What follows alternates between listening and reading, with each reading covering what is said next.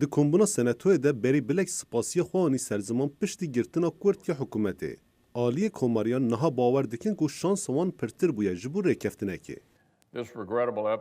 اف چیروکا جهه مخابنیتی نبیرا محمیان گل سینات امریکا را هنگیرتن و برف کارسات برنه کار ناکد.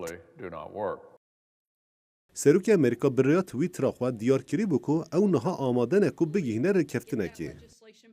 Ew dê rolekî mezin di vê proseyê de bileyze. Lê pesendkirina wê li ser her du beşên Kongresê dimîne. Da ku pişt re biçe ser masaya serokî.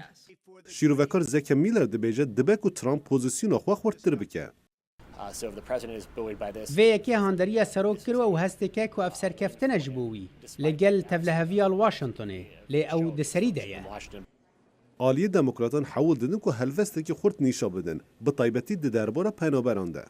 The Republican majority now has 16 days. کۆماریە 16 ڕۆژ هەنە کو کار بکەن و یاسایەکی نو di دەربارەی پەنابەراندا ئامادە بکەن. دەم دەست پێ کرد. 2 هەفتەیەمانە. Niha babeta herî giring yo Kongreya Amerîka ew e ku piştî 2 hefteyan yê bigihîne rêkeftinekê an na. Biryara di va hefteya de bê dayîn yê bandoreke berfireh li ser jiyana bi hezaran Amerîkîyo pêk bîne.